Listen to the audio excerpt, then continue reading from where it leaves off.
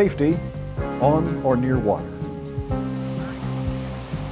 It's 7:45 a.m., normal starting time for Carl, John, and Alex. Their job today is to change out a pump. A pretty simple task? Yeah, but today something will go wrong, terribly wrong for these miners. John and Alex went to work on a pump with a sledgehammer and a wrench, only to discover they needed a larger wrench. Hey, Carl! Hey, Carl! We're going to need a larger pipe wrench for the dredge. All right. They yelled to Carl to get a larger one. Discovering the workboat partially filled with water, Carl walked to the edge of the pond and got on the pipeline.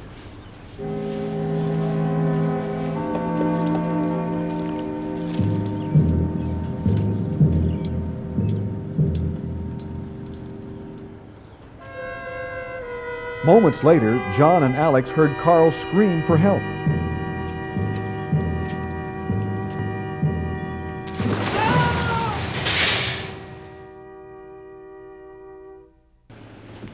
John and Alex scrambled to the workboat and struggled to dump the water that had partially filled it. Alex walked the discharge pipe to the dredge where he grabbed a 10-foot section of PVC pipe. He went back to where he last saw Carl and began pushing the pipe through the water in hopes Carl would grab it. A dive team later found Carl's body in about 20 feet of water. Carl was one of 23 miners and supervisors to perish by drowning or in a drowning-related accident at a mine site since 1990. Of the 23 victims, 12 died while operating mining equipment. 10 slipped or fell into the water, and 1 drowned while swimming from shore. It's pretty easy to drown, a lot easier than you think.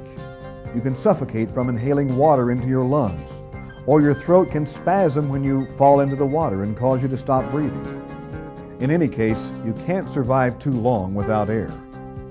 Exposure to cold or hypothermia is another killer. Hypothermia is aggravated when it occurs in combination with water. Mining is a hazardous occupation at best, and it's even more dangerous when it takes place on or near water. What are some of the hazards that you may find? The list of potential hazards and safety problems encountered while working around water is longer than you think.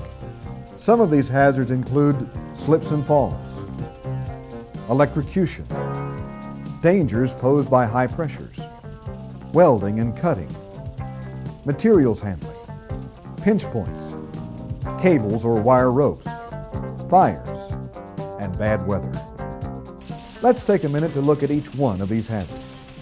The most serious hazard around water is falling and being caught between a barge and a dock, a barge and a processing plant, or a barge and a dredge.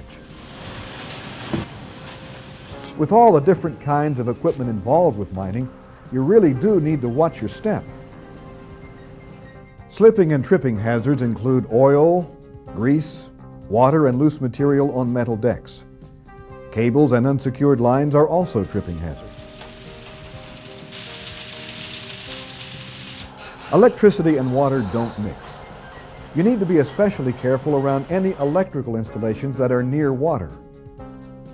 High-pressure pipes and pumps can throw people when they start, as pressures change drastically. Welding and cutting can be dangerous if you don't use proper procedures. Liquids or gases can explode and throw you into the water. Materials handling can be dangerous if it's not done correctly. Be careful with awkward loads.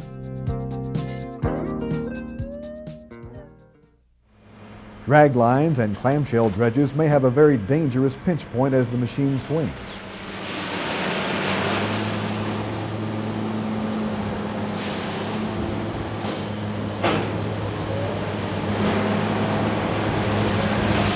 Cables, wire ropes can break.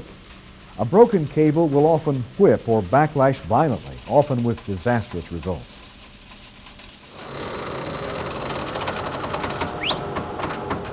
Equipment fires are dangerous at any time, but especially so around dredges and barges.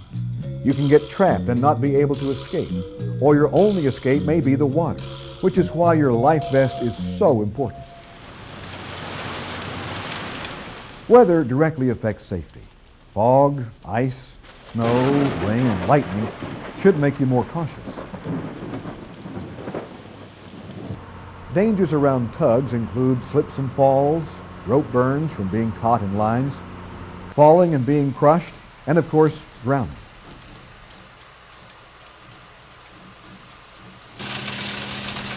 Loading barges at floating plants is also dangerous. You can be struck by falling materials or caught in conveyor belts that are moving material from the plant to the barge. Most important, you need to remember that you're responsible for your own personal safety. Pay attention to your surroundings.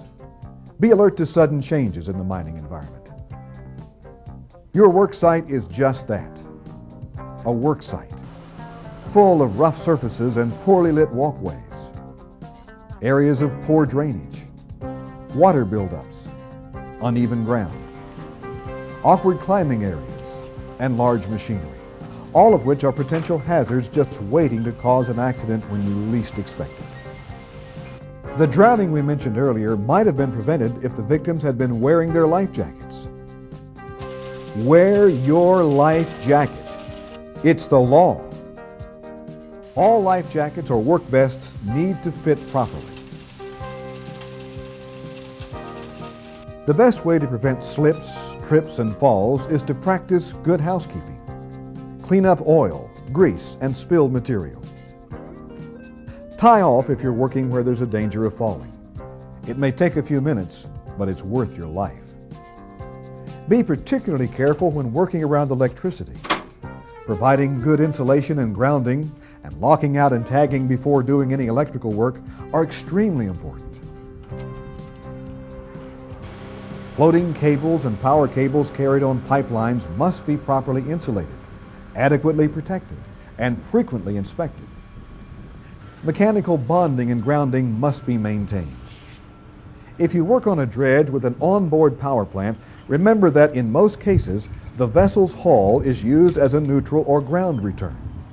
People not familiar with marine electrical circuitry shouldn't be allowed to work on this equipment. Light bulbs that present shock or burn hazards must be guarded. Weatherproof lamp sockets must be used in wet conditions or where exposed to weather. Temporary lights need to be guarded, equipped with heavy-duty cords, and properly grounded.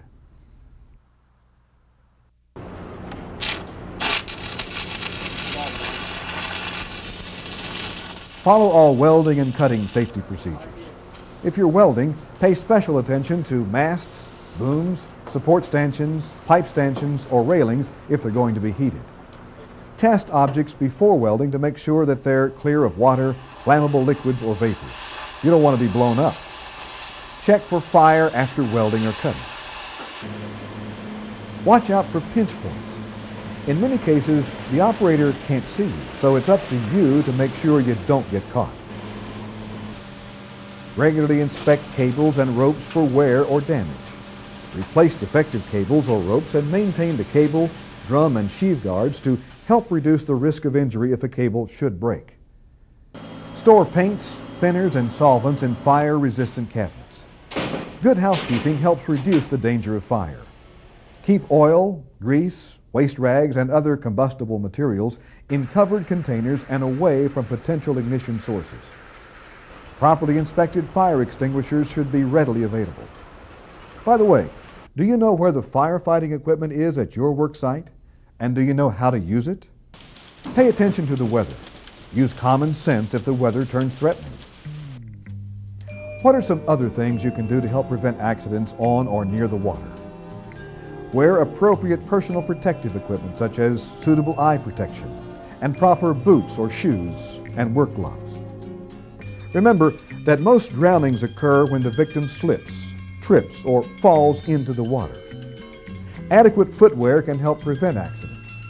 Clean, slip-resistant boots and shoes suitable to the job you're doing can help keep you from being hurt or worse. As always, pay attention to your surroundings and adjust your steps accordingly. Never jump from one level to another, whether on a towboat, barge, or dock, no matter how small the distance seems to be. Use a secured ladder or turn around and gently lower yourself to the next level. Make sure to face the ladder when you climb up or down. Maintain 3 points of contact. That's 2 hands, 1 foot, 2 feet, 1 hand at all times. This helps you stay balanced and catch yourself should you slip. If a ladder is to be used to climb from a barge to a dock or between barges, it should be securely placed, and the crewman should hold it to prevent sliding during all transfers. Remember to always step over or walk around hatch covers. Hazards such as hatch covers can be painted bright white or yellow to make them instantly stand out as a slip, trip, and fall hazard.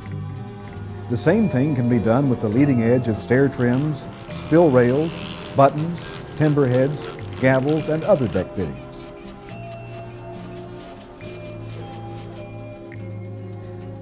So far, we've reviewed ways of preventing accidents that can happen on the water, but areas near water can be dangerous too.